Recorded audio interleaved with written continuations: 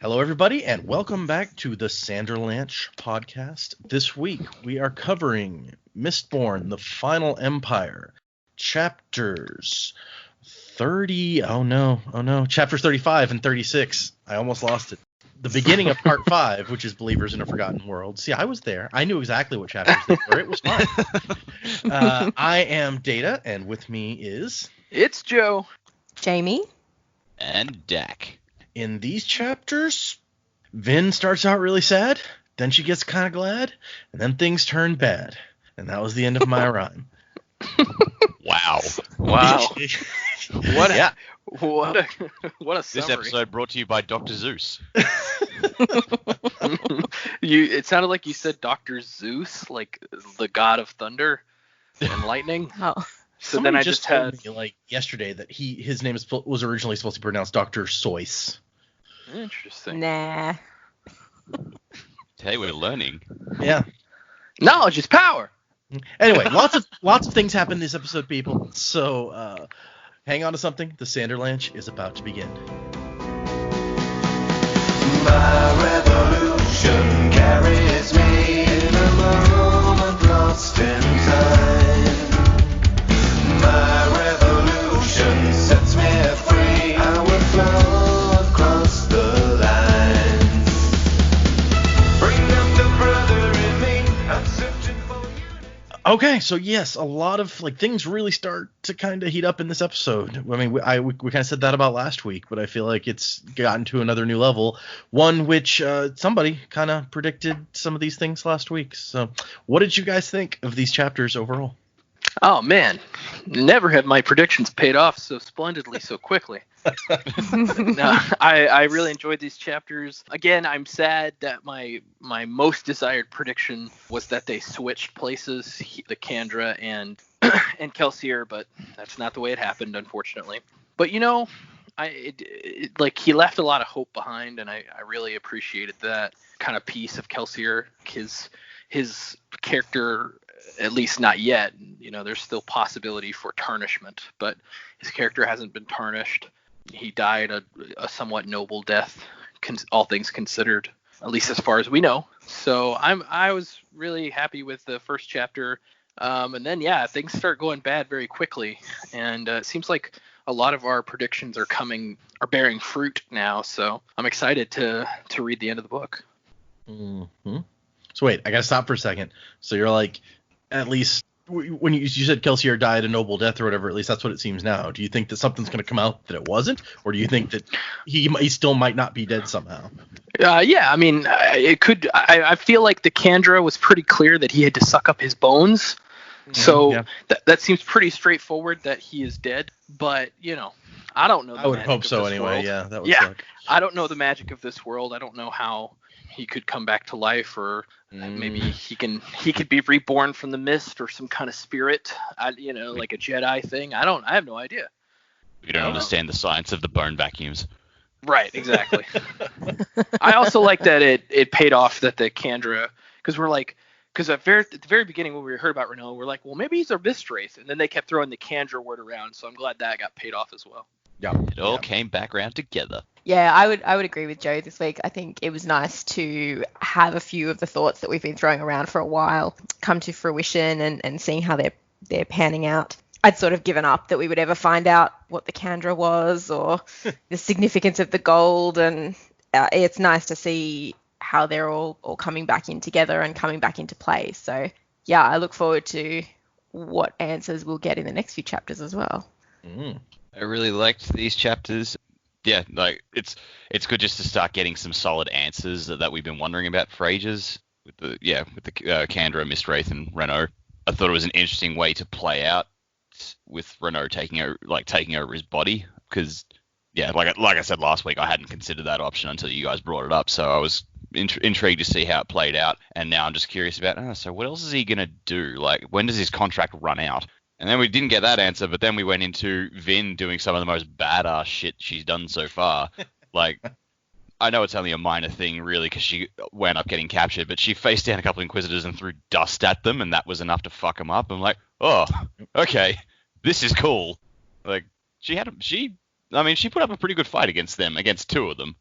She did, and it wasn't at all through like brute strength or anything. She like thought ahead and planned ahead and did some clever stuff and took him out. She played that very smart, and I thought she did really well in that. Ultimately futile because she got captured by the time shifting Lord Ruler and his cronies, but or whatever the hell that is. But yeah, and then that ending is just like, well, that's a terrifying image. Yeah. Vin felt very Batman to me with those scenes where she like plans ahead and preps and then goes in. Very much. I like that. Okay, well, let's get into these chapters.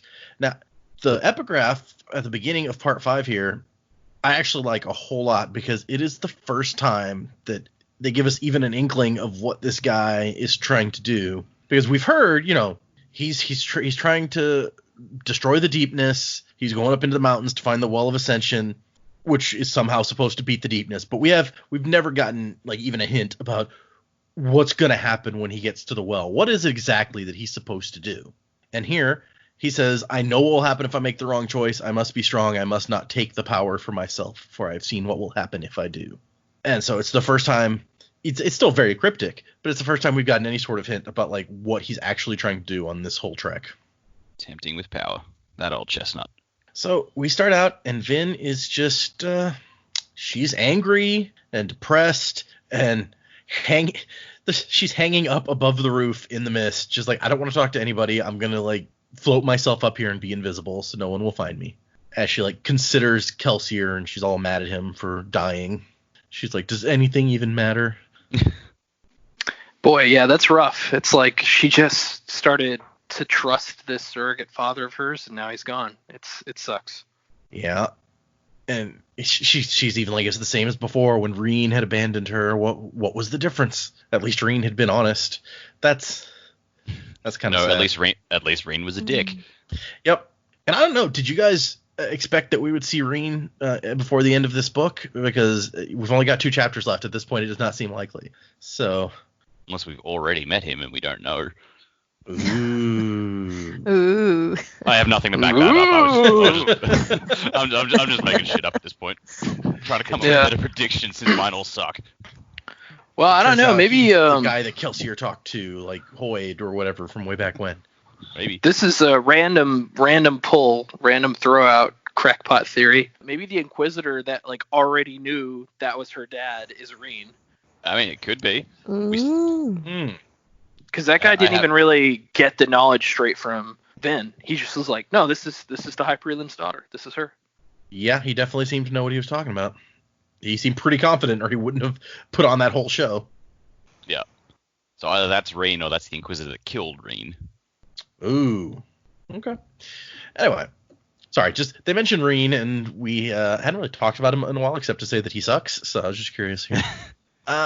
He's definitely coming back, or something about him is going to become important either towards the end of this book or like one of the next books. But like his role in the story is not complete yet. I'm still holding out hope that he just shows up and he's like, hey, you're doing pretty well for yourself, Vin. Why don't you lend your old brother some money? Yeah. When you said complete, it just made me think of something dark side. something complete. Well, the Lord Rule's probably doing shit like that. Yeah, probably. So Sazed comes and finds her, and she's like, no, Kelsier sucks. He wasn't cool after all. And Sazed is like, oh, come on. You don't mean that. And he has kind of a little speech about faith and belief, and how it doesn't really have any value if you don't keep believing even when things get tough. Cue Journey. Which I feel like Sazed has to have that sort of opinion based on his whole deal. It totally makes sense for him. Faith is kind of what he deals in. Yeah. And so he tells her that everyone is planning to leave Luthadel separately, including himself, because he has to go and deliver knowledge to the other keepers, and she is not allowed to go. So basically, Vin is going to be on her own. And she doesn't like it. No. This is not helping her abandonment issues. I just found my people. But then things start to happen. There's a gathering of Ska in the mists, and one of them stands up and doing this whole preacher thing where he's like, talking about how, all of our people were killed, these hundreds of people, and they're just lying dead in the street, and the Lord Ruler isn't even going to clean up his mess. And they have this whole thing about, Kelsier beat an Inquisitor, and then he died. And he's like, yeah, and did we help him? There were thousands of us there. We didn't do anything, which is a fair point. Like you take 1,000 people, it would have been a lot easier to kill that Inquisitor probably. I don't know. So it's like the Bugs Life theory. They're scared of the grasshoppers, but then they realize like there's way more of us than there are of them. Like if we really wanted to, we could just kill them. Acorn principle. Just had the image like we were all there, we were watching. What do we do to help? Oh fuck yeah! Why didn't we think of that? We could have actually done something. Why didn't you say anything then, dude? Like there's a thing we listened to, like a comedy retelling of the Lord of the Rings, and like at one point it's got like Faramir's the only one who shoots down the flying ring wraith because he's the only one who has a bow, and all the other archers are just like, oh fuck, why didn't I think of that? Guess that's why he's the boss, huh? This just made me think of that. Yeah, sure. They get the rest of the crew, and the guy is like, I'm telling you people, Lord Kelsier appeared to me this very night and said that he would always be with us. So at that point, were you guys like thinking about that theory from the previous episode when it's like, oh, or I don't know, what did you think? I thought that this guy he probably did see something. Yep. He definitely saw something.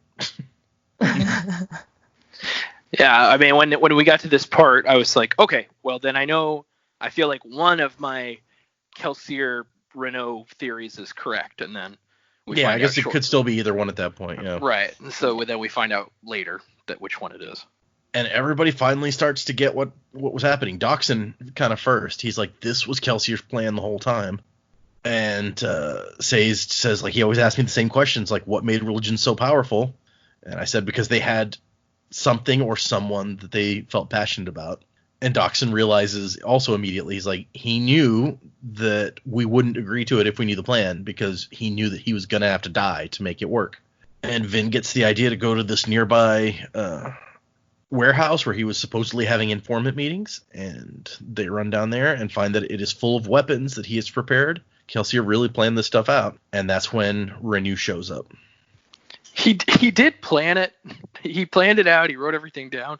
But what if they hadn't thought to go to that warehouse?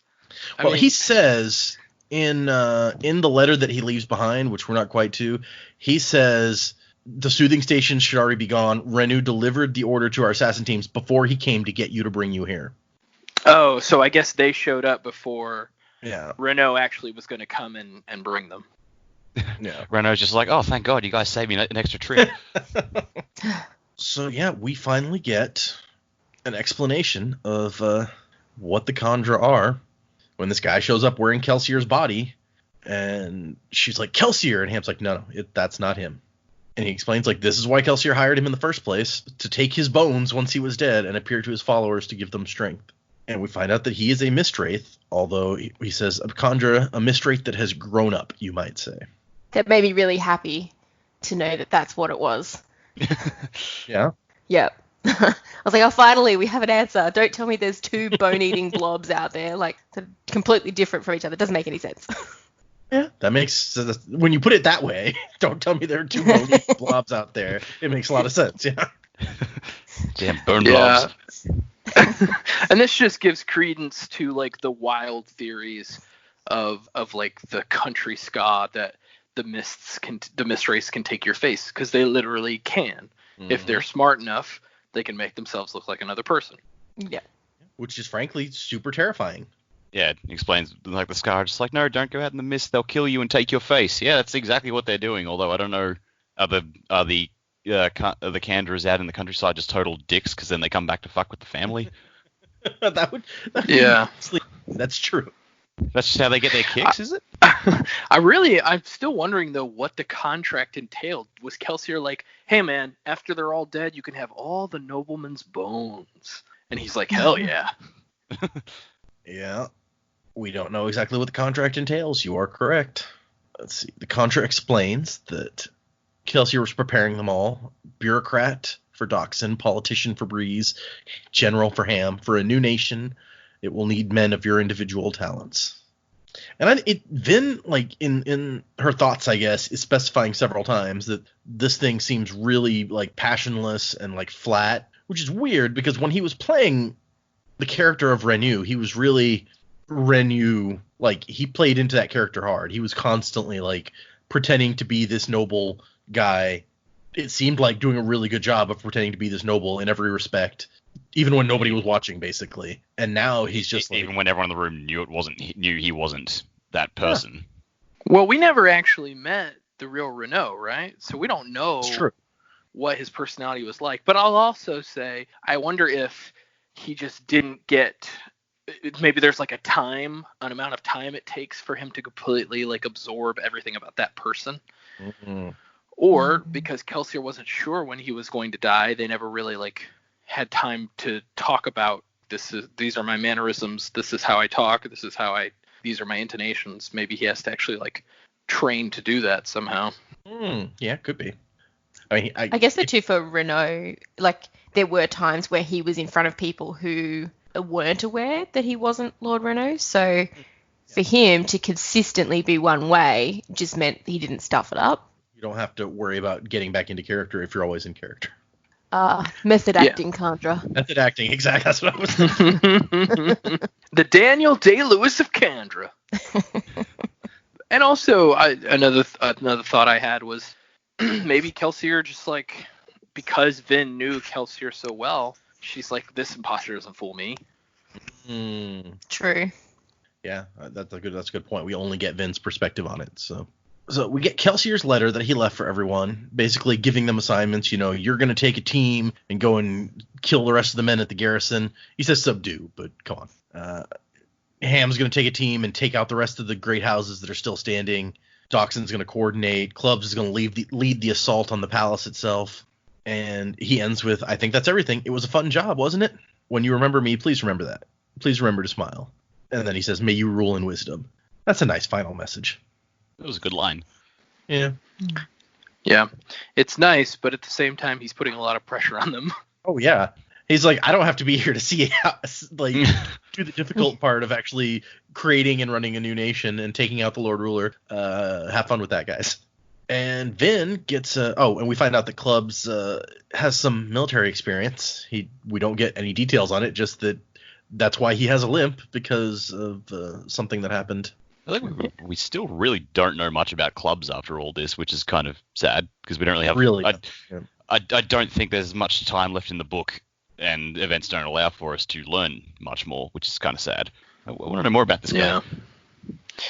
Yeah, I hope he's like a secret badass. Like he, again, to the equivalent for me, here we go, Final Fantasy time. The equivalent for me is Final Fantasy X. He feels like an Orin character to me. I knew you were going to say Orin. Yeah, I mean, he's a great character. He's grizzled, old, but a badass. Also dead, but... Yeah, well, I mean... But he's perfect. I'm just waiting for him to step up like Uncle Iroh at some point. It's like you think, oh, you know, he's old, he's a bit past it, and then all of a sudden he's just going to start breathing fire at people. It's going to turn out that copper lets you breathe fire if you use it just right. Yeah. I think it would be more badass if Clubs was a ghost. We got Chandra already. Ghost might be going a little far. Hang on, what? Like, bone-taking mist people is perfectly acceptable, but ghost? Oh, no, that's too far. No, I just mean, like, Kelsier is, quote-unquote, back from the dead because the Khandra ate his body and is pretending to be him. So then if you also have ghosts coming back from the dead, and we had the theory last week that Inquisitors were made of dead people, so, like, you know, Soylent Green Inquisitors. So it's just... There's a lot of zombies. It's scary. Then we get Vin's note that he left specifically for her about how originally you were going to assassinate the remaining high nobleman, but you convinced me maybe that doesn't need to happen. Here's what's left of the 11th medal. I could never figure out how to make it do anything useful, and it must not have worked when I faced the Lord Ruler. So now we see why we didn't see him burning or having any sort of allomancy against Lord Ruler, because apparently he was trying to use the 11th medal and was ineffective, as far as we saw anyway. Who knows what it might have done. Kelsier used 11th medal. It's not very effective. Well, he didn't write this note after he died, so he hadn't tried it yet. So he's like, obviously it didn't work, but he probably saw something. Yeah, we don't know. Well, we'll get to the 11th medal in a minute because Vin uses the 11th medal in a minute, and then we can talk about it. Please don't get angry at me for abandoning you. I should have died in Mare's place years ago. You have to protect everyone from the assassins the nobility will send after our new kingdom. And then the final line, which really gets me, and is just so, where he's like, farewell, I'll tell Mare about you. She always wanted a daughter. Yeah. And I'm like, oh, I'm not crying. Shut up. And then Mare's just like, you left our daughter alone? You left her with Breeze? You left her with Breeze. He's the worst. Come on, Breeze isn't that bad. He's going to be the politician in the new world. Okay, yeah, that's pretty bad. Never mind. Yeah, I mean, if you're gonna put it on a scale, he's under in badness. He's under Inquisitor at least. Yes. So you're like, I'll give you that much, Breeze. You're not Inquisitor material. Oh gosh. Breeze is fine. He's just an easy target. Yeah, that's why they were making fun of him earlier and talking about his butt. We remember that. Let's see. And she's like, oh, yeah, he didn't know how to defeat the Lord Ruler. And Dox is like, it's fine. We have an entire city full of people. He can't kill them all. I seriously doubt he can kill us all. He's not even sure. He's like, probably not, right? Put him in the dungeon. But, yeah, Vin decides that she needs to be their assassin, and she is going to go and take down the Lord Ruler. Or at least go – her plan is to go to that room, she tells Sazed, and find out, like, what his weakness is finally. And she starts picking up just an odd assortment of things, like breaking off some stone arrowheads and taking some pieces of chainmail armor and then a big bag of pewter dust. Did you guys have any idea what she was going for as she collects these various things? Nope. Okay. Yeah, I like how – who is it that's still with her at this point? Is it Doxson? Sazed. Yeah. Well, Doxson's also in the room, but Sazed is the one she's talking to. Yeah, Sazed is like, what are you doing? She's just like, I'm worried about the Lord Ruler. I'm going to go do this thing. That would have been a fun place if you could stop for predictions there. It'd be like, okay, so she took this, and this. What do you think she's going to do with this? She making a cocktail? I don't know. But that is the end of the chapter. She's like, tonight I'm going to find out what's inside of that room. So it's kind of a setup chapter because no real actual action happens. But at the same time, it's like, this is the beginning of the citywide revolution. This is where it really starts. Which is kind of cool. Let's look at the next epigraph. I've decided I'm thankful for Rashek's hatred. It does me well to remember there are those who abhor me. And he's like, I'm not supposed to be popular or loved. I'm supposed to help mankind survive. Which that part sounds kind of like the Lord Ruler. Yeah. So she walks up and she handles the guards outside of Kredik Shaw very differently from how Kelsier did. And it's kind of a nice thing to see. I really liked this. It sort of had that message from Kelsier that was like, you showed me you didn't have to go and kill all the noblemen and all that sort of stuff, and taking in what she'd learnt about these guards, that they kind of went into this because their families would be murdered and all that sort of stuff, to rather than fight them, to appeal to this side of them. I thought was really cool. Mm-hmm. And it totally works, which is a good bonus. Yeah. The square. I like how she's already named. She's like, they're gathering in the square of the survivor. And so I was like, what's that? And she's like, oh, the place where the survivor of Hathsin was killed earlier today. Like, we renamed it when in the last 5 minutes, just what we do. And she tells, like, they're still unsure. And she's like, you don't have to live with the guilt anymore. And that does it. Well, she also riots their emotions slightly to get them on board. But she's learned from the best on manipulating people's emotions. And then I also like that when you get to the guard room that they murdered all those guards in before. And they're all in there talking and stuff. And she just walks through and, like, shoots herself down the hall. Like, I don't need to deal with them. It's fine. Yeah, they all get up and be like, wait a minute. And she gets to the room, and there's 2 Inquisitors standing there. There always just seem to be 2 Inquisitors hanging around this room. Like, every time they show up. I guess there were 3 that last time. Well, now we know why. Well, today at least is, because the Lord Ruler's in there. This must be one of those, like, the 3rd day when he goes in there every 3 days. She didn't have that schedule like Kelsier did.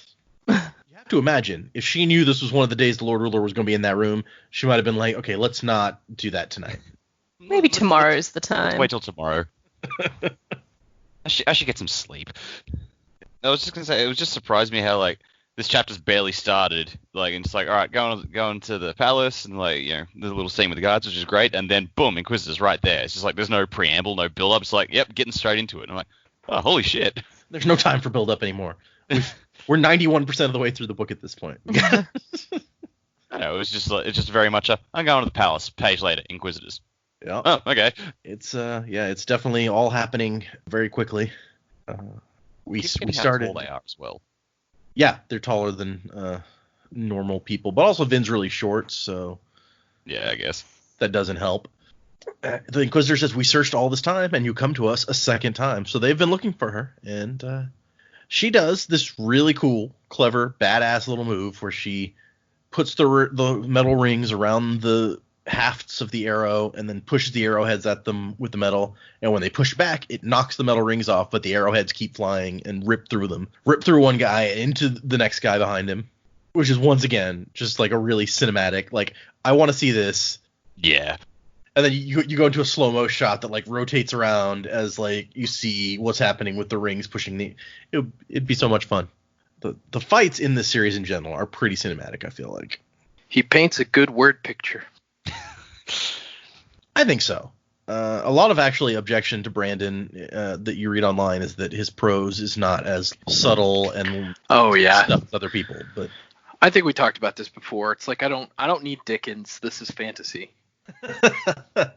nobody needs Dickens. It's fine. It's like we're just after a good story told well, and this is telling it well. Yeah, personally, I like the straightforward approach. But it's definitely different from like Rothfuss, which is the example I always hear him put against, where Rothfuss is just super. The words are kind of art, and it's good. I like that a lot, actually. But I don't feel like everyone needs to be that. No. Did you guys hear what came out this week? Or was it last week? Something about Rothfuss? No.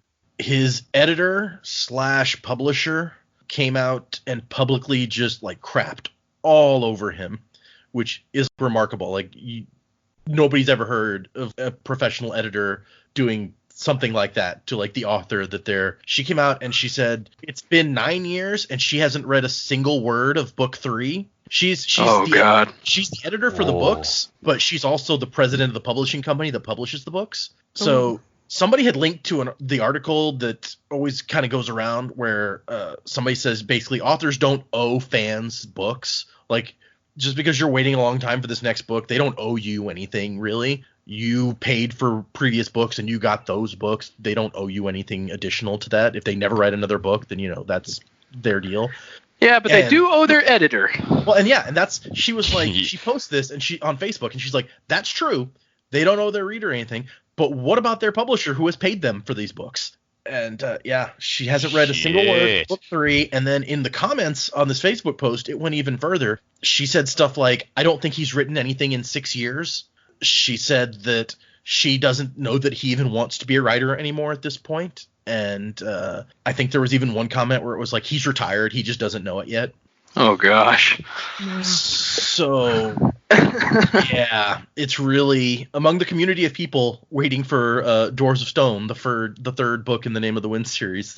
It's bad because now it's like, so basically if his editor is to be believed, and who would know better than his editor, except for maybe him, and he won't talk about it, there may have been no progress made on this third book in 6 years. So it may just never come at this point. Holy shit.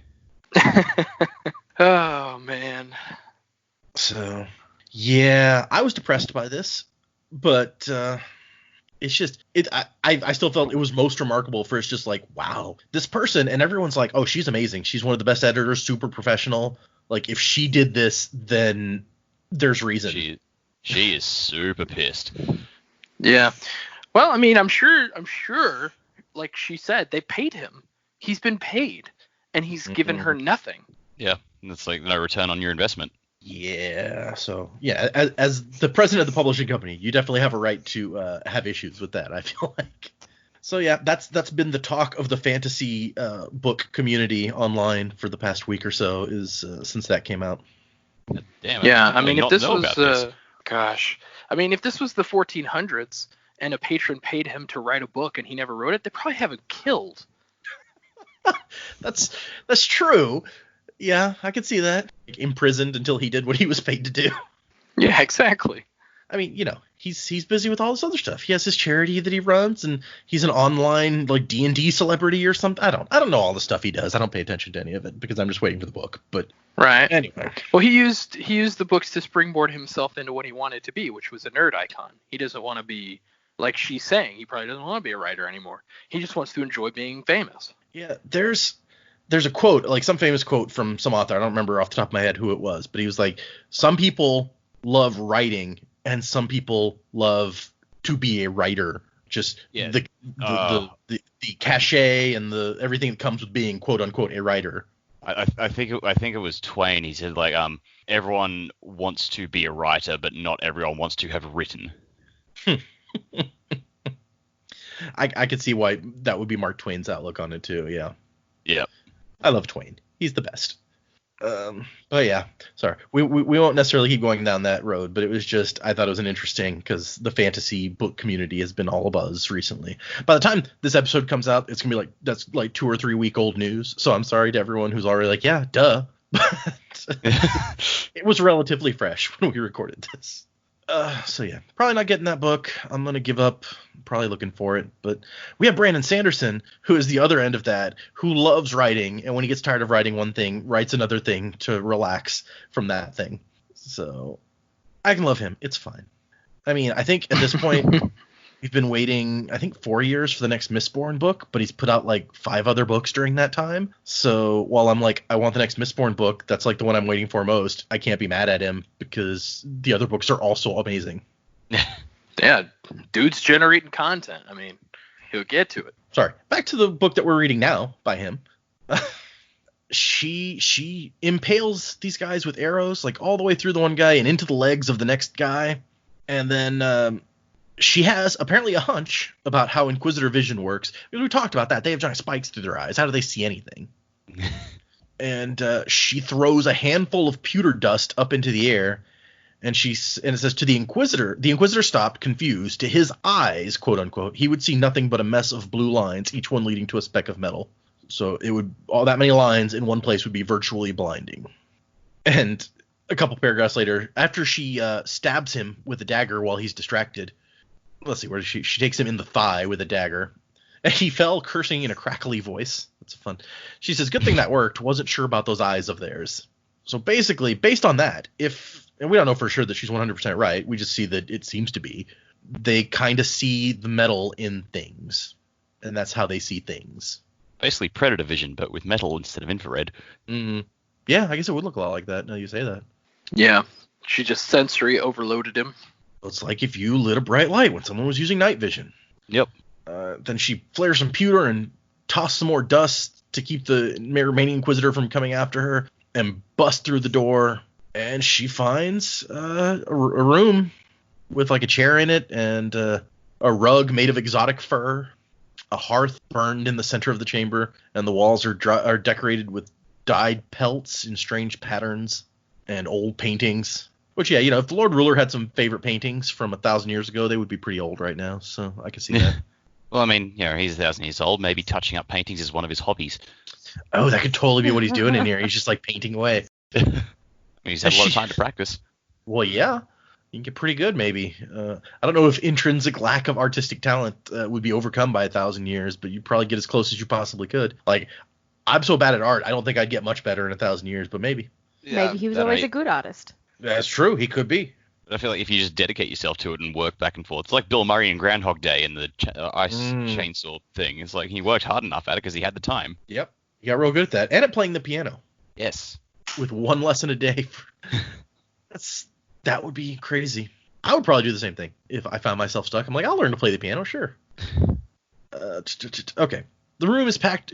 She says it has a comfortable, homey feel, like a den or a study. It has a bunch of strange objects, the horns of some foreign beast, a strange pair of shoes with wide, flat bottoms, which sound like snowshoes to me, or sand shoes. Sand shoes are kind of the same thing. And the chair, turns out it pivots, and it turns around slowly, and there's an old man sitting in it, bald with liver-spotted skin. I had serious Darth Vader with his helmet off vibes. Yeah, I can totally see that now that you say that. You say that, it's like I get the rotating around and everything like that, but then like with the description, I was going, so this is Darth Vader by way of Mr. Burns.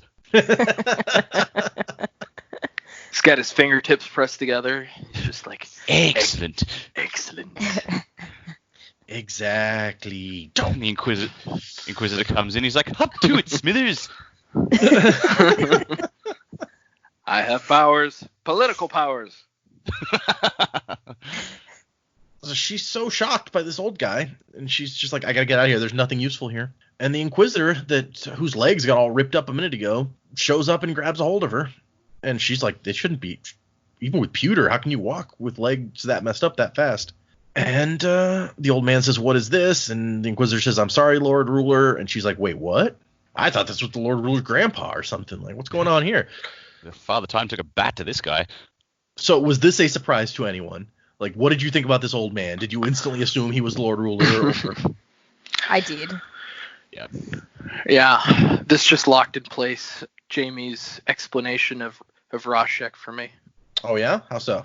I mean, in my opinion, he's obviously he goes to this place to use feruchemy to make himself look older, so then he can turn around and make himself look younger.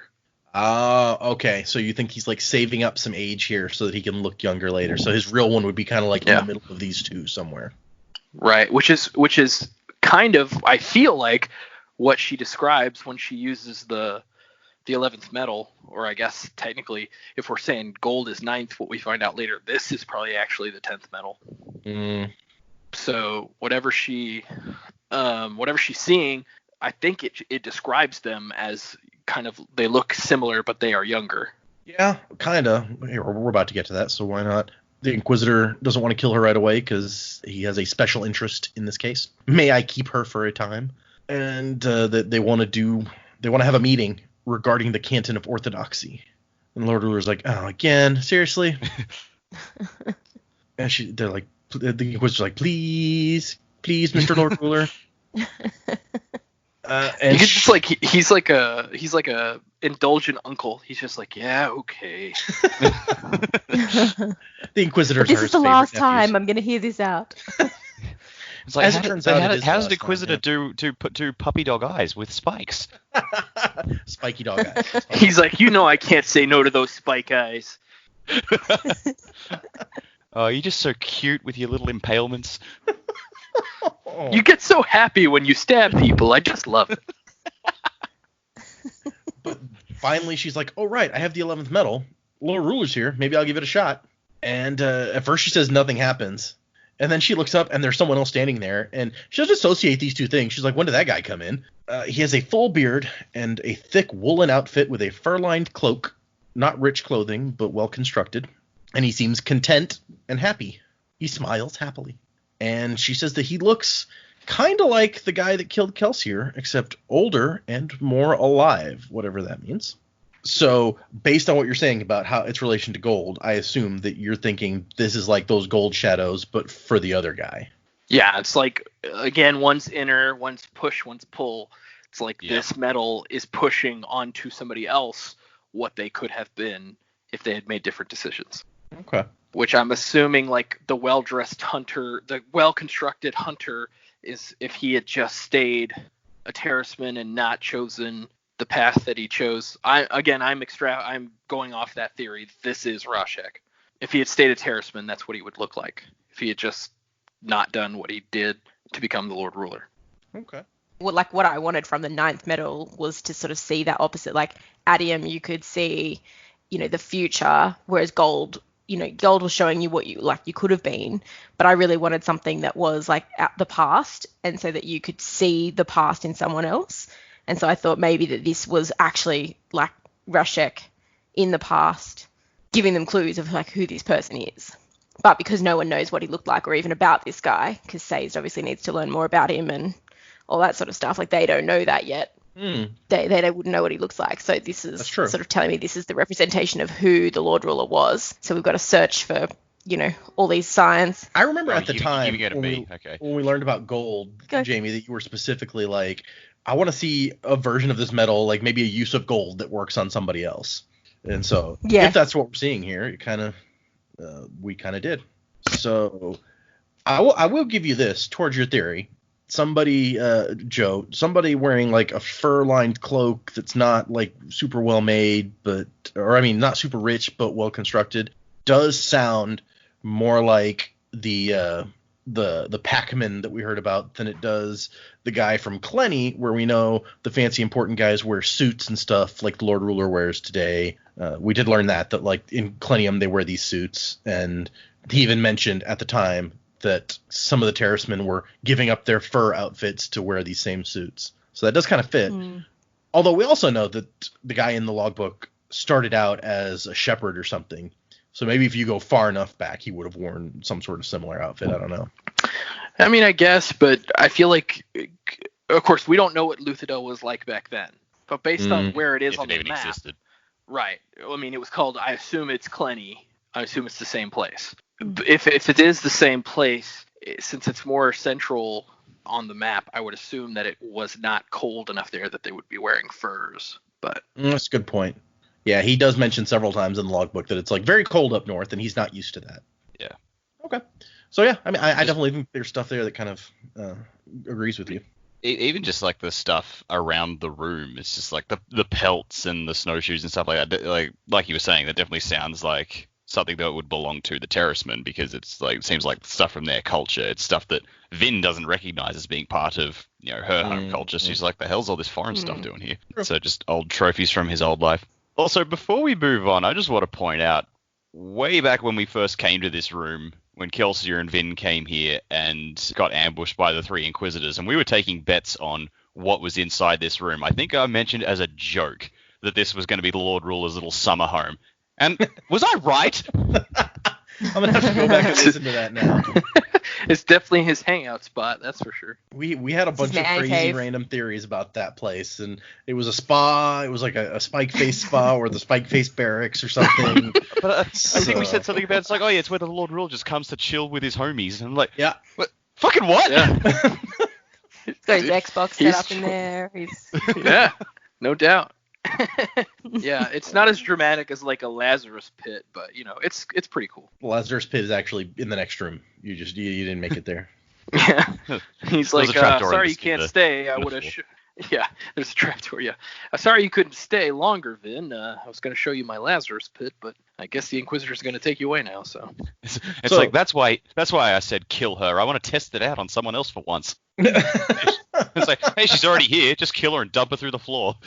So I actually, when I was reading this part as we were reading the chapters this week, it made me think, Joe, how does this bode for your theories previously that she's the Lord Ruler's daughter, or possibly your theory last time about, like, his wife, basically? Yeah, the Inquisitors are pretty cocksure that this is the High Preland's daughter, but I don't know. I feel like one child could have escaped his notice, but for him to keep having relations with that woman and then have another child and him still not know about it and he didn't get her killed, like, that just doesn't fit to me. It doesn't make... He was Reen's dad. Right. Like, he may have been Reen's dad because Reen is older and he may not have realized that Reen was alive. But for him to keep going back to this woman and then have another child and not know about it, I just find that super hard to believe. Yeah, but I mean, if he wasn't Reen's dad, then there was just the one child. Yeah, you're right. But I mean, and then my question is, well, then how does Reen fit in? Because we don't know that much about Reen, but it's Vin who's got these Mistborn powers. Mm-hmm. Yeah. So yeah, if she inherited them from her dad, and that Tavidian actually was her dad, then I guess Reen could have been his son, but not gotten any powers, which I get happens. Elend apparently is that way. Or it could have been that Reen's dad was just some other dude. And yeah, I still doesn't explain like the connection between her and the Lord Ruler, though. Like the allomantic connection. There is some kind of allomantic connection that exists between them that doesn't exist between Kelsier and him. Because she can feel him better and stuff is what you mean, yeah? Yeah, and I mean, maybe that just means she's a way more powerful Allomancer than Kelsier is, but at the same time, like, I don't know, I feel like that can't be ignored. There's something more to it than just, oh yeah, the Preland was her dad, he's dead now, so her dad's dead. Like, I just feel like there's something more. Didn't they make a comment that it was she had to come from an incredibly pure bloodline? Mm-hmm. Yeah. Right. Like, you can't get much purer than the Lord Ruler himself. Right. That's true. And I'm guessing the High Prelin was the High Prelin because his bloodline was so pure. Like, he was eligible to be that based on his bloodline, which is why the Inquisitors think it's that way. But at the same time, maybe the Inquisitors knew about the child, and they assume Vin is that child that the High Prelin had, but really it was Reen. Mm. And then also she had a sister, so that's actually 3 children that he wouldn't know about. I'd totally forgotten about the sister.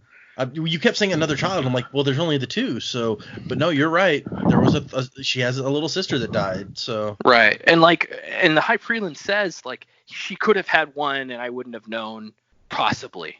But to have 3 and he wouldn't have known, that seems well, I mean, super unlikely. He did say that she had children by him. What he didn't know was that she was a Ska. Right. Yeah. So I don't buy it. There's something more going on. Okay. Forget about 1 love baby, shame on me. Forget about 3 love babies, shame on you. I was thinking, with either of the previous theories that you had, you have to assume the Lord Ruler would recognize in some way that this person was significant. And all he says, like 2 times in this chapter, he's like, okay, kill her now. And they're like, oh, well, hold on. Can we not do it just yet? But he does not care about her in any way that we can see. I mean, for all I know, the High Prelin was his son, and that's why he had such a pure bloodline. Ooh. And he's like, kill my son, I don't care. And, maybe Vin is then his granddaughter. Like, I don't know. Okay. Okay, let's see. So apparently, Tavidian has already requested a gathering to discuss matters outside the palace, and the Inquisitor's like, oh, yeah, it would be good for him to be there. Good indeed. And then he knocks Vin the hell out, just like 1 smack. And it says, despite her pewter, all went black. Yep, and then Chris Tucker jumps on her and just says, you got knocked the fuck out. We cut to Elend. Another Elend viewpoint. They're becoming a fad. It's like the 3rd or 4th one we've had now. I mean, we've just lost Kelsier, so like we need to have like someone else to break it up. That's true. Kelsier is gone. He got eaten by a gooey guy. We can't have respectful names for anything. It's like they're Inquisitors, sure, but Spike Faces. What did Jaymee call them or like piles of goo or something? Like you gotta find a good mean name for the Khandra now. The Khandra specifically, or Miss Race? Well, she said there can't be 2 like bone. I was like glue blobs. Goo blobs or something. Gooey blobs. Yeah, gooey blobs. So we got Spike Faces and gooey blobs. All right. Well, I'm gonna pitch that to Cartoon Network. The Goo Blobs. I think that's been a show. Oh. I was about to go look up. I'm like, I know there was a show about gooey blobs, but we're not going there. Let's keep moving. Ellen's dad is getting ready to evacuate the city, and Ellen's like, hey, what's going on? And Lord Venture's like, there's a Ska rebellion. And Ellen's like, wait, what? And at first he's thinking the Ska don't have the disposition for that sort of thing. He's like, oh wait, Valet was a Ska. I have to stop thinking like a nobleman. And he's apparently researched this kind of thing. He's like, all these political theorists that I've read predicted that this sort of thing would happen. Timadre said that the Final Empire couldn't last forever, God at its head or not. It's finally happening. I'm living through it, and I'm on the wrong side. That's got to be a shocking realization there. Wait, are we the bad guys? Yes. You should know just from looking at your dad, dude, that this is the bad guy side. And I don't even know why Ellen's like, abandon the keep. Where's the honor in that? It's like, really? Lord Venture snorts at that, and I'm at the same time like, is that, what did you think? Do you know your dad at all, Ellen? What are you? I mean, it's just another case of oblivious Elend, Yeah. It's just like, he doesn't even understand his father, who he's known his whole life, is a horrible person. Mm-hmm. And Lord Venture's like, we were leaving anyway. Something happened at the pits, and the Lord Ruler's not going to be happy when he finds out. So apparently the Lord Ruler doesn't know yet that Kelsier destroyed the pits, and Straff Venture is not in the mood to tell him. So he was just going to leave. Run away. I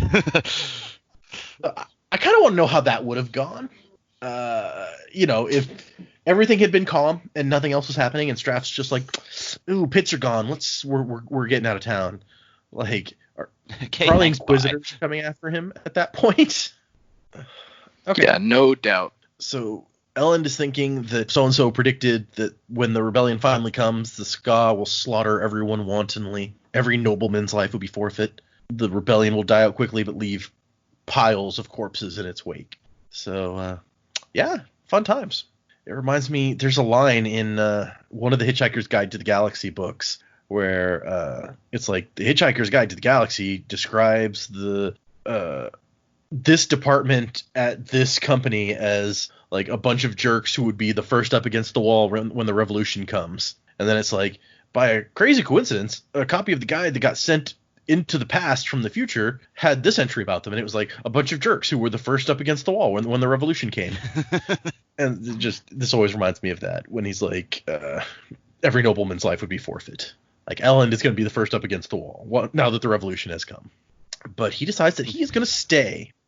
Sorry, just the way you said that, just again made me think of Thor Ragnarok, and it's like Ellen's going to be standing in there, and all of a sudden Korg the rock monster is going to kick in the door, and it's like, the revolution has begun.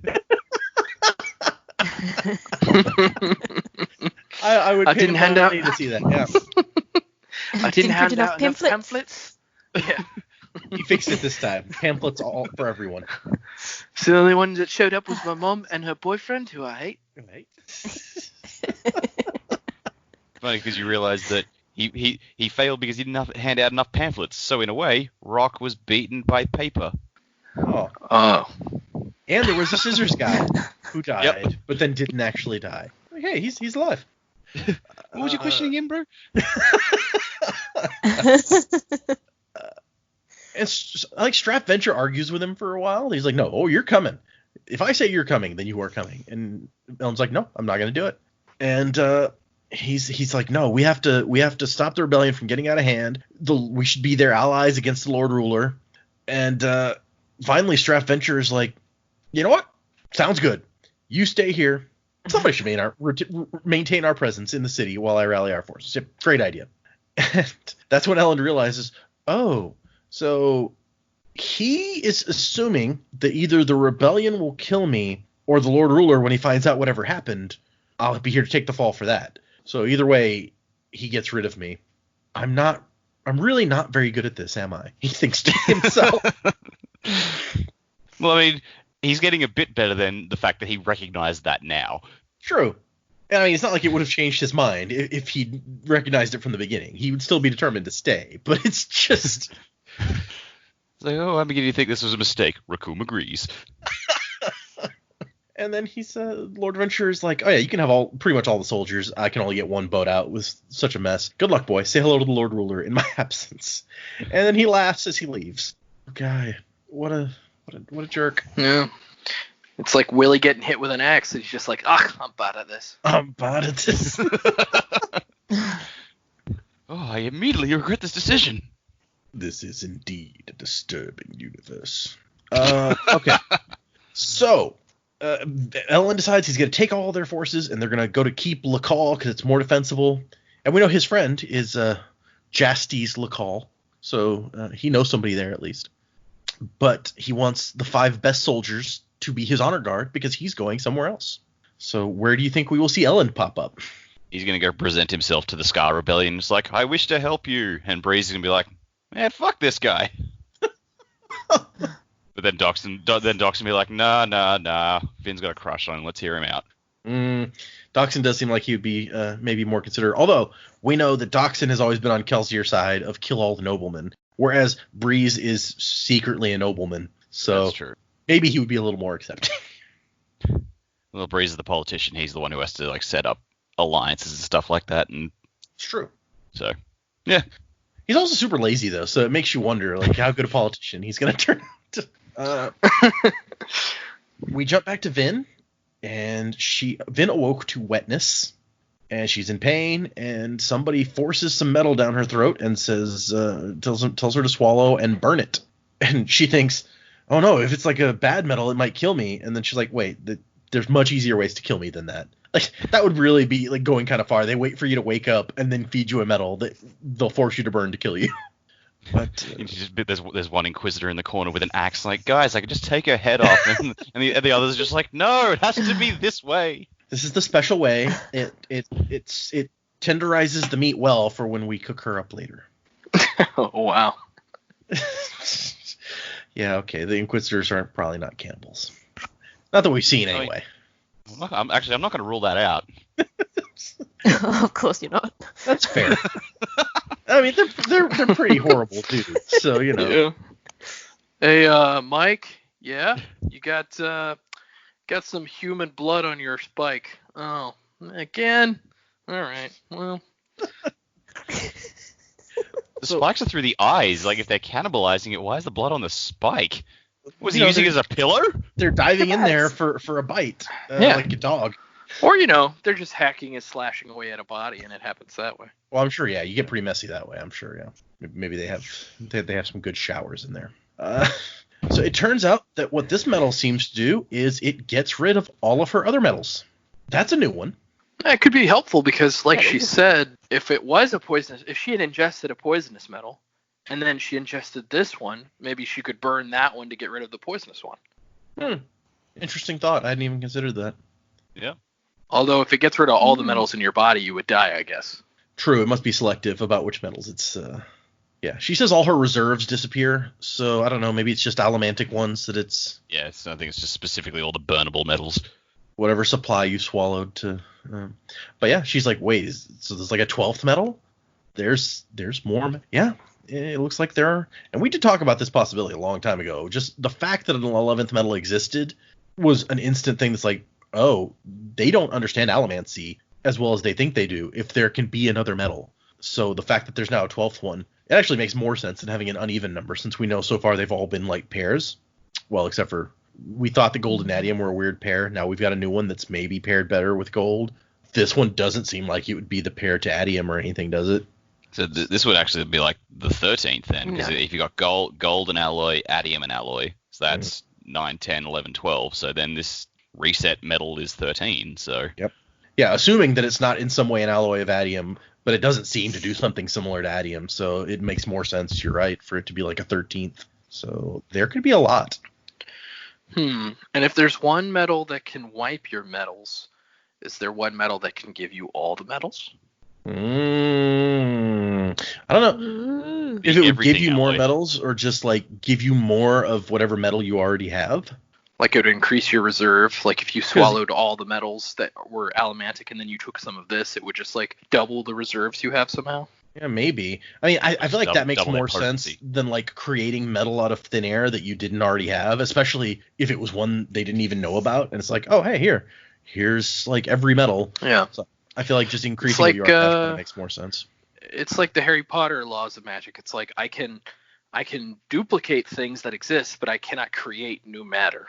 Well, you can't create certain things. They are the exemptions to Gramps' law of primary transfiguration or whatever it was called. Look, he knows the name of the law. How fancy. She can't create food, but there are other things that they can create out of thin air. Yeah, they've created things out of thin air before. They can create water out of thin air with the like water out of your wand spell.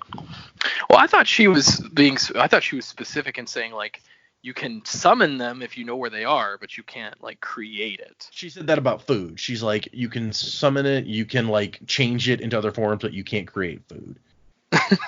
Anyway, like we were saying, so yeah, maybe there's something that can increase the reserves, since there's something that can take them away. Clearly. Yeah. Really, at this point, we have no idea. There could be like a million different magical possibilities here, which would be a little bit or maybe daunting. they can. Yeah, or maybe they can create their own allomantic metals. Like, it's like, I want to create a metal that does this. And so they have like a lab where they experiment and create stuff. Turns out the Inquisitors are all just a bunch of allomancy nerds. All right, let's just try this and see if this works. They got like all these test tubes and Bunsen burners and things. Yeah. Well, I mean, who knows? Because the ice spikes, I mean, we don't know what those are made out of. Is it just like an unlimited reserve of metal? Do these guys ever actually have to ingest new metal? Maybe that was just the best way they thought that they could absorb the metals. It was just a horrible lab accident.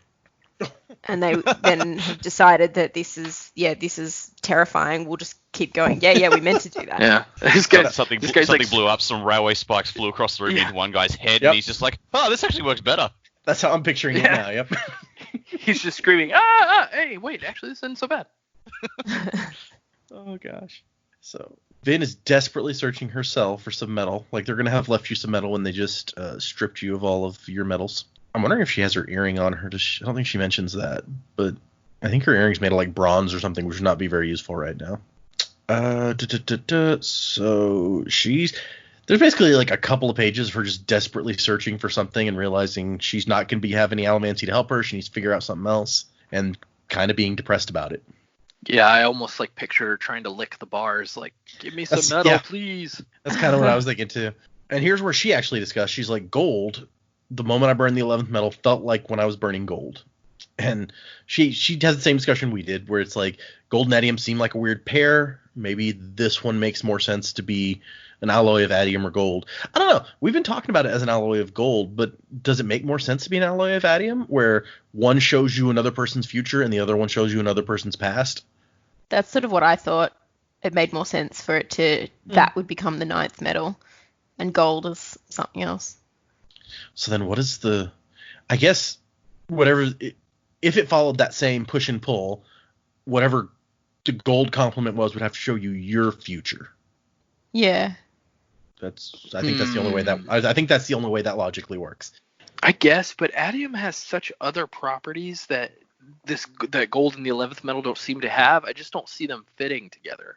Okay. Like, because adium springs forth all these future possibilities, immediate future possibilities, but it also says it gives you the clarity to like understand. Whereas I feel like anytime when she burned gold and when she burned the 11th metal, she was just super confused. Like, there was no clarity involved with what she was doing or seeing. True. So she theorizes that they've just never discovered these because gold and adium are too valuable to go around forging into a bunch of different alloys to figure out what they do. And she decides that it wasn't very useful, just like Kelsier said, because what difference did it make what the Lord Ruler could have been? What matters is who he is now. Which, yeah, that's a point. Then an Inquisitor shows up dressed in a black robe with his spike heads jutted from the front of the cowl. And she's like, I've always been this slow without pewter. She's really out of her element now without allomancy, which is kind of funny. Yep, she's Donnie in The Big Lebowski. But she notes that this is the guy with some arrowhead wounds in him, and he's healed remarkably quickly. We know that pewter doesn't help you heal from like crazy serious wounds super quickly. It helps you not die from them, like when she got sliced up, but it took her weeks to heal. So something else is going on with these guys. And they go up to the Lord Ruler's, I guess, throne room, because there's a big old throne there. Maybe he just has like several rooms with big thrones in them. I don't know. But the wall is like one giant curved piece of glass that has some designs on it of like what she thinks is kind of like, looks like the mist, I guess. Can't wait to see that in the movie. That'll look cool. Yeah. And the Lord Ruler sits in his elevated throne looking like the young man who had killed Kelsier before. And she's still confused, but she's like, no, this is the same guy. I can feel him. He feels the same way. And so Tavidian, he wants to talk about what's happening outside in the city. The Ska blaspheme in riots, attacking the keeps of the nobility. And the Lord Ruler does not care. He's like, good. You gotta kill him every once in a while, just keep him off balance. So whatever. And this part, because the more they talk about it, he's just like, yeah, no, whatever. And guys, I don't care. I want to go back to my painting.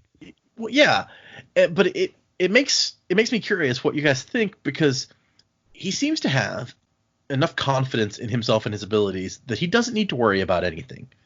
So does that make him? No. Does that make him scarier or like less scary? Because he's not like this mastermind that we were thinking before we met him, where he knows everything and is like a chess player. He just doesn't care. But maybe he's strong enough that he doesn't have to care. So is that more or less scary? Well, I think more scary. There's no consequence for him. He knows he's going to get through it, which I think is terrifying, because it means literally everyone else doesn't matter. It doesn't matter whether you're noble, whether you're Scar, whether you're an Inquisitor. Like, you are just another thing, and you can be replaced. And he doesn't care. Yeah, and when they talk about Trevidian asks him, well, what if the Ska keep rebelling and then oppose you? He's like, I'll take care of it. I don't really care. I can destroy them. It's not that big a deal. Yeah, I think that to me is pretty intimidating. Because you have to assume.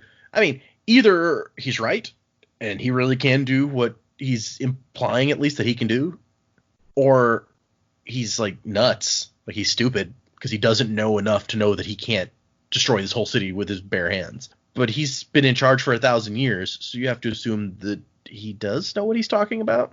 He firmly believes that he will always come out on top, and that he can let this go. He can let people think they're doing the right things. At the end of the day, it's all for nothing, because he knows that however he wants it to go, that's how it will go. Is he right? I know we already talked about how's this book going to end, like 2 episodes in a row, but now I'm curious. Do we think that he's right? I think long term he's wrong, but I think in terms of this book, he's probably still right. Okay. Do you guys agree? I'm hanging on to my thoughts because I want to save it for predicaments. Oh, okay, yeah. I feel like he just doesn't. Because I feel like he is confident in his ability to take care of the Ska if he needs to, because he doesn't think much of them, and he's just like, I'll take care of it. It's not that big a deal. I can destroy them because they're nothing. But I think he's also underestimating Vin, not Vin specifically, but anybody who's going to oppose him. Because I honestly think, which again, I've got something in predicaments as well that I want to talk about for what's coming after this book. But I honestly think that people are going to find out his secrets. He's got some secrets that are going to undo him, and I think that's where we're headed long term. Okay. Sorry to get us so far off. I was just curious while we were talking about it. So he just shouts down his priests and Tavidian who want to do something. And he's like, no, the Inquisitors have something they want to talk about. Okay, so let's do that now. And the Inquisitors want to be in charge. Which Marsh kind of told us about this, the politicking and infighting that goes on. And the Inquisitors, they want to be on top. And apparently they have petitioned several times to be put in charge of the ministry. And the Lord Ruler's like, no, you guys are needed for more important stuff than just administrating the entire empire, basically. Administering. That's the actual word. Just in case anyone wants. That just made me think of an Inquisitor just sitting at a desk just going, oh God, what do we have to do on the iron tax this year? We have to increase that by 2%. Right? It is an odd picture of like they're just sitting behind a desk, like scribbling on paper. There's an Inquisitor with a stock ticket just going, oh shit, this doesn't look good, guys. Gold futures are down. I don't know, I feel like it doesn't matter where we are in the book, I will always find amusement in picturing an Inquisitor doing something utterly mundane. Like cleaning that blood off his spikes. Yeah, or he's chopping up some meat in the house, and he's like, Karen, where's the butter knife?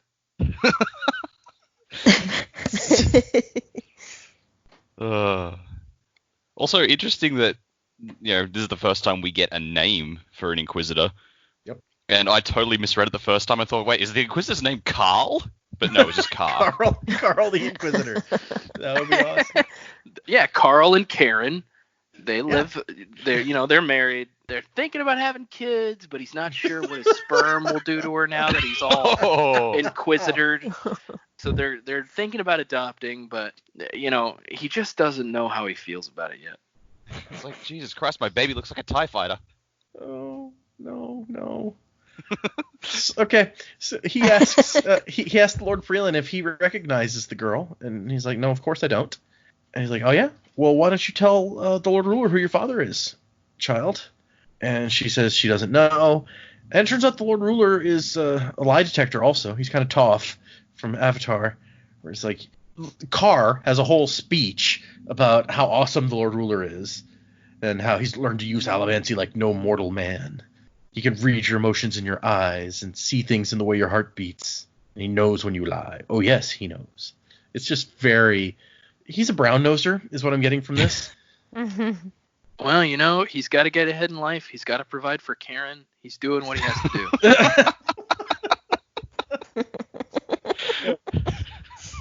This is the first time the Lord Ruler actually shows some interest in anything. He's like, now this is interesting. That girl just lied to me. What is she going to say? And he walks down and grabs her face and looks in her eyes. And he's like, who is your father? And Vince thinking she can sense his godlike power. That power is real. It's there. She can sense or see in him, and she fully believes that he could slaughter every person in the city by himself if he needed to, with the kind of power that she can sense in him. He has no need to fear rebellion. He'd never needed to. Kelsier had made a terrible, terrible mistake. That's kind of scary. And he gets her to say that, like, her brother told her that the Lord Prelin was her father. And there's a weird scene where after he turns away, it says tears rolled down her cheeks. She couldn't remember why she'd been crying. And the Lord Ruler basically gets him to admit that he didn't know that there's one woman, he didn't know she was a Ska at first, sent a soldier to kill her, but he let her go. Eventually he got her. So from this we take that Vin's mother is dead now. Probably won't be showing up again, assuming that he is actually her father, and that is the woman that we're talking about, which I guess is not 100% still. Although everything seems to fit together at this point, more or less. And after he admits what happened, and the Lord Ruler says, did she bear any children? And he said yes. And the Lord Ruler sighs and goes, he's yours. And 6 of the Inquisitors, howling in joy, pull obsidian knives and run across the room to stab him repeatedly. This was the scariest part of the chapter. It's like, holy fuck, these guys are just off the leash. That's exactly what I had, off the leash. It's crazy, too, because then he's like, yeah, okay, you're in charge, that's fine. It's like, yeah, let's put the crazy guys in charge of, like, the aristocracy. That's a good idea. Yeah. Well, yeah, and I assume that it's basically they're in charge of the whole final empire, except for whatever decisions the Lord Ruler makes. You got to assume that he's not sitting around in an office filling out paperwork either. He's the God Emperor. Other people can do the actual work. So, yeah, they're probably in charge of, like, everything at this point. He's too busy looking at his old paintings. Where'd I put my diary? Yeah, that's what he's wondering. He's like, where'd my diary go? I've been looking for that thing. Blood flew as they plunged their daggers over and over again into the dying man. Meanwhile, I've actually missed this before. The other obligators are just like, shit, okay. Yep. It's like, oh, I forgot you guys were in the room. It's not fun for anybody, I guess. And so, yeah, this is the guy who was, after the Lord Ruler, basically in charge of the whole world. And in a second, the Lord Ruler's like, okay, take him. No one gets any consideration in this society. Yeah, that's why, like, I really think all of these things are so beneath him. Even the idea that Vin could be his daughter, like, he doesn't even think to try and recognize her if she is his daughter. It's just like, everything's so beneath him. He's just like, whatever. Yeah, I can see that now that you say it that way. Yeah. He tells Carr, your point is proven. It seems I have trusted too much in the obedience of mankind. I did not make a mistake. I have never made a mistake. However, it's time for a change. This guy. And that's an interesting distinction he's making. It's like, I've trusted too much in mankind. So, like, are the Inquisitors not men anymore? Well, maybe they consider themselves, like, demigods. So that's... It's like the population considers them creatures, so... Right. Yeah. From the very beginning, like, Kelsier was like, those things. So I hadn't thought about that. That's a good point. That differentiates mankind is one thing, and the Inquisitors are a different thing. We talked about earlier how apparently the Lord Ruler is willing to look at what's gone wrong and revise his approach to government. And we were actually talking about it as a positive, like, oh, this guy's willing to admit when something's gone wrong and make changes. But not personally, apparently. He's like, I've never made a mistake, by the way. But it's time for a change. Get everybody out of their beds, and they can witness as I grant the Canton of Inquisition authority over the ministry. And then the half-breed child will be destroyed. Because, of course. And that is the end of the chapter. I mean, other than, can we not destroy her immediately? She was working with some other people that we want to find. He's like, oh, yeah, that's your job. Go ahead. Once again, he's at this point, it's like he's gotten bored and stopped caring again. Like, yeah, whatever. Just go do your thing. But yeah, that is where these 2 chapters end, and we are 2 chapters and an epilogue from the end of this book. We are 94% of the way through. Things took a turn here. They took a couple turns. They took the turn into like, oh my gosh, the whole city's actually going to rise up against the Lord Ruler. And then it took a different turn of, oh crap, that might not matter. So yeah, let us move into the predicaments section. Who wants to go first? I'll go first. So I still think that Vin is actually the Lord Ruler's daughter. I'm going to hold on to that. I think there's still too much up in the air with the High Prelin to really rule that out. This is Now he's Joe's all over the floor, volcanoes. too. This is the hill where Joe is going to die on, like the volcanoes for Dak. Yeah, but at least that one is plausible.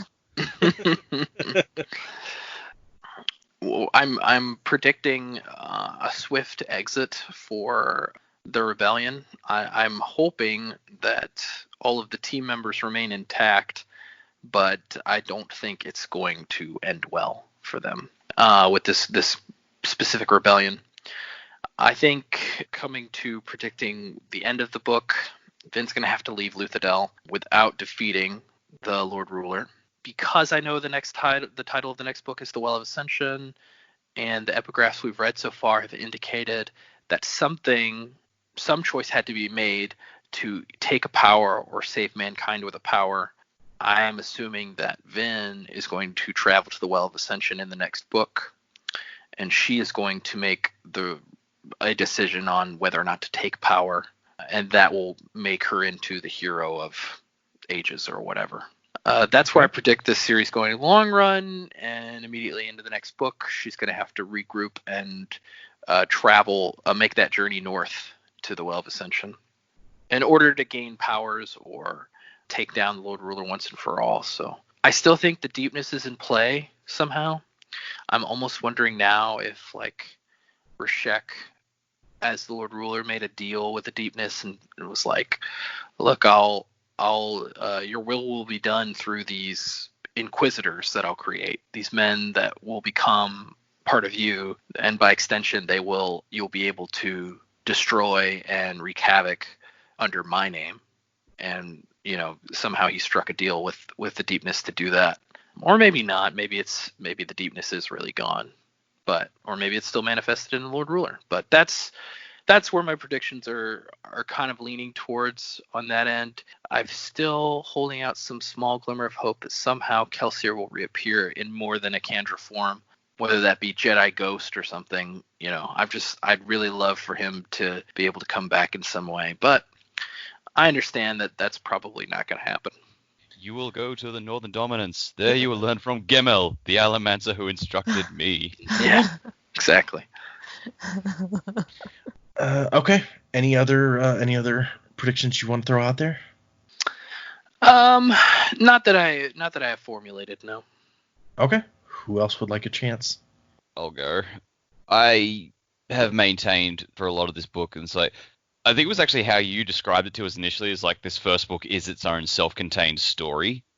And so, even if you don't read any of the other books in this franchise, in this trilogy, in this series, like, you still get a complete story in this book.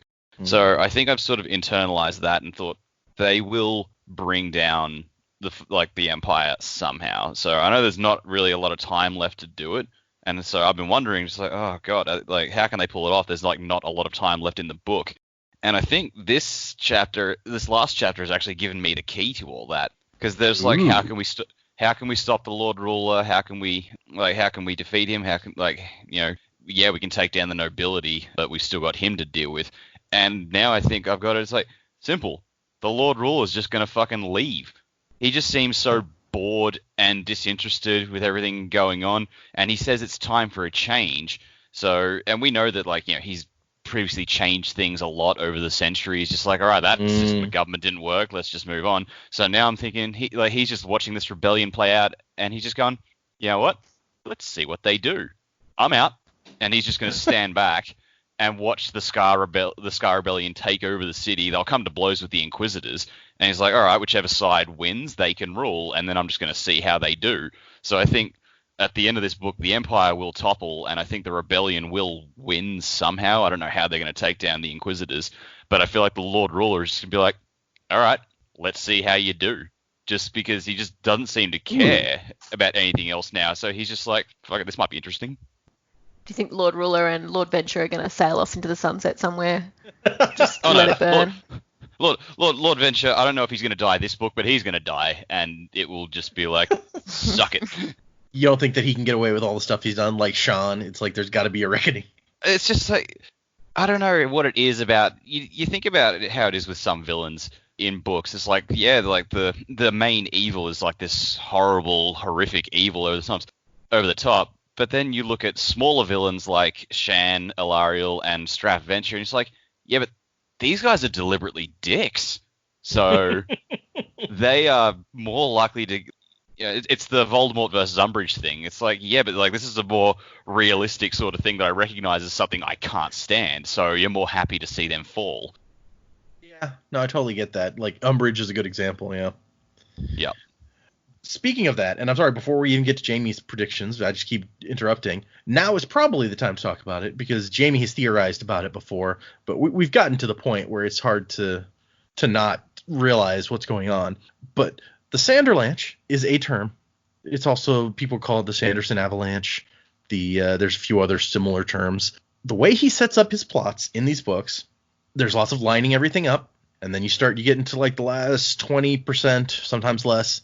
Things start happening, and they speed up, and they keep happening and speeding up, and more all the little plot threads start coming together and getting tied off and getting resolved faster and faster until you get to the end of the book. Like, it starts going at some point like 15-20% from the end, and it does not stop.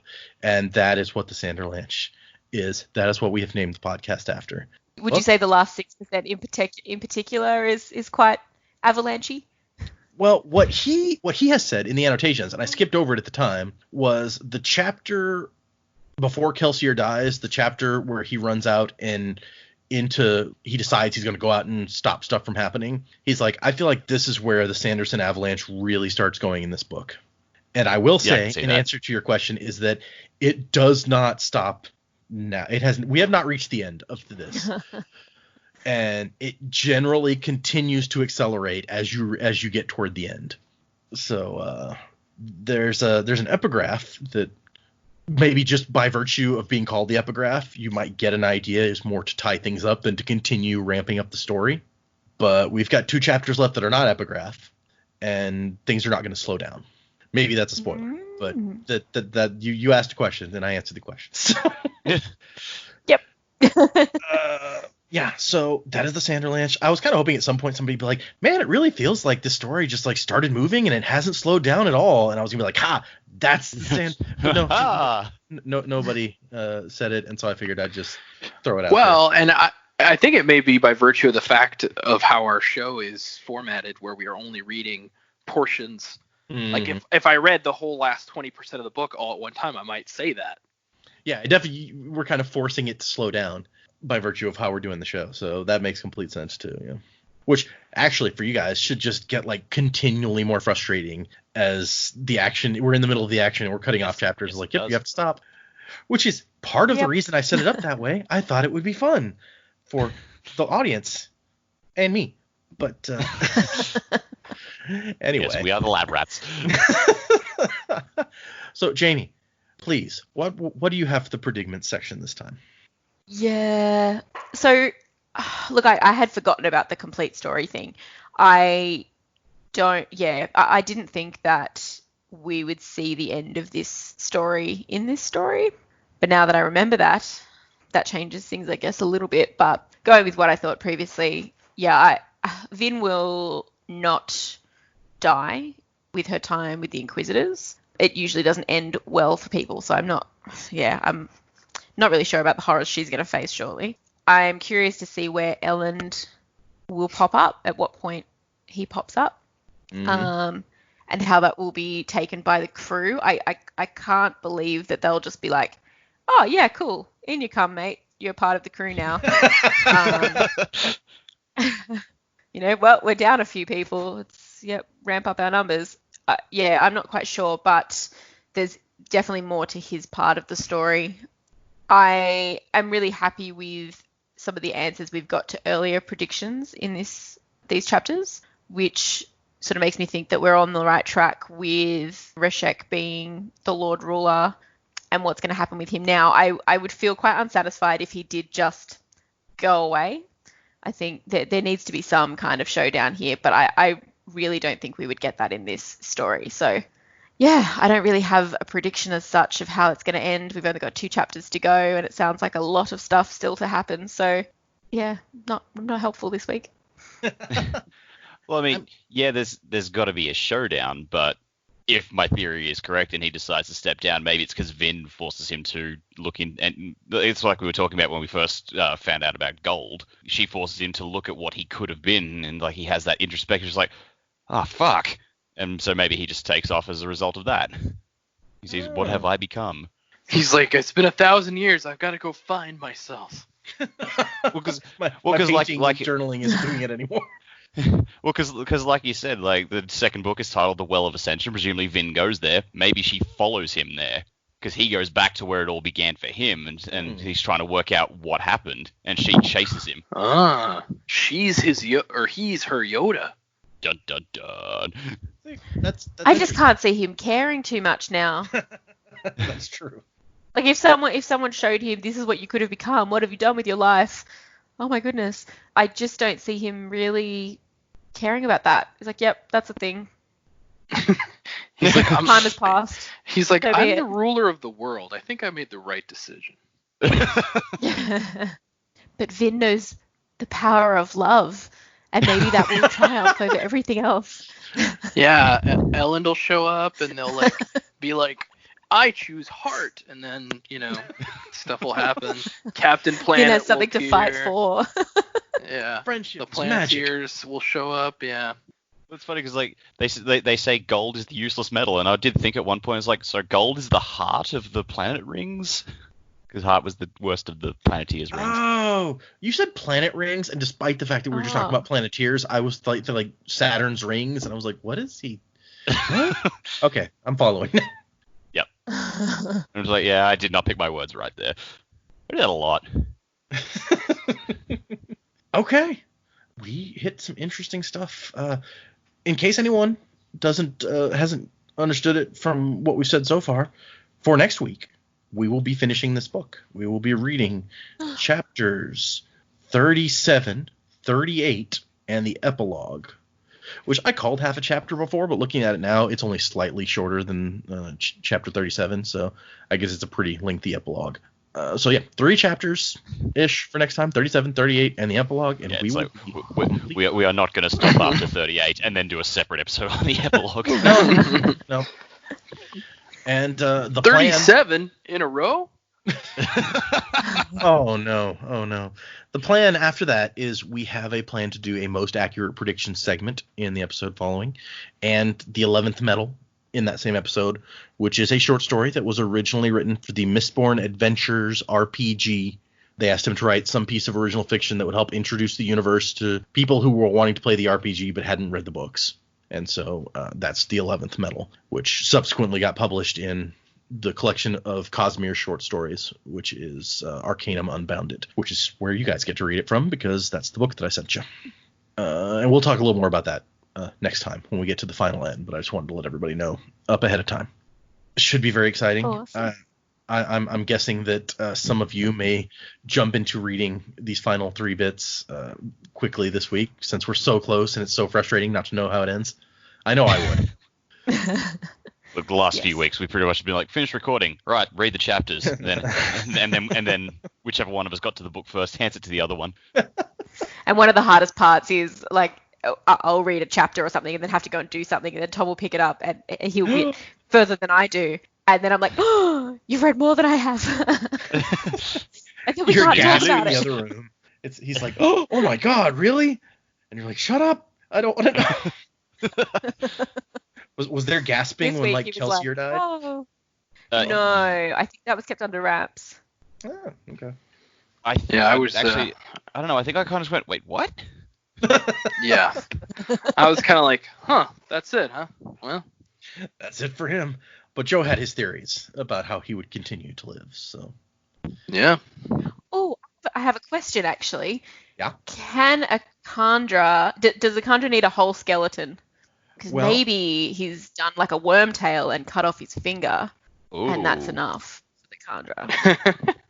What we know from the Putting it out Mist there. race is that they can take bits and pieces that they like and make little bits of them. But I don't know that we know. I want to look what he says about the Mist race, because I feel like it. Well, I'm not going to say that if it doesn't actually say it. 1 second while I search. It's like, he's creating a perfect copy of their skin and muscles and stuff when he doesn't have the skin and muscles. Or at least most of the time, I don't think they do, but I guess he had straight away access to Kelsey's body here, so... Also, what's the process? Does he just stand over the body and just, like, start devouring bones, like, no one notices, or what? Like, That's you a see really him, good like, in question. the corner, just, like, Hey. scoffing his face full of bones. Does he have to bone them? There's some guards there standing. It's like, so this is the survivor's body. Oh God, what is that thing doing to it?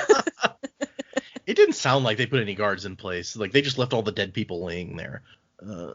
Okay, what Kelsier says about Mithrace originally, when he's explaining them to Vin, is that they can shape their skin around any skeletal structure and can recreate muscles and organs if they have a model to mimic. So it sounds like to mimic the shape of a face, for instance, you would have to eat the face. That's what it sounds like to me based on that. And I thought he said that, like, they have to mimic the model of what they're recreating, but I had to look at that first to make sure that I wasn't wrong. So it's like, even though we talk about, they're taking the bones, he's really taking everything. Yeah. And if I remember correctly, what happens is they do take the bones, but they eat the rest. But once they've eaten it, they can, like, mimic what they had. Anyway, so I don't think they could recreate a Kelsier from a finger, is where that ends Probably up. not. But we don't know that for certain, I suppose. Not with that attitude. I mean, I guess really, the main thing about Kelsier that people need to recognize Kelsier is his face. So you could probably do it from, like, a skull and attach that to a different body, and nobody would really notice. But Chances Kelsier, are, though, Kelsier wouldn't still be alive if he was missing his face. Yeah. If his skull is gone, I think Probably not. I think it's I mean- I think it's bye-bye. The Lord Ruler could survive decapitation. Maybe Kelsier could, but they have maybe. said Yeah, but they still had to put the head back on, didn't they? And we've seen the You Lord don't know Ruler. that. His head is back on. Well, it's back on a body.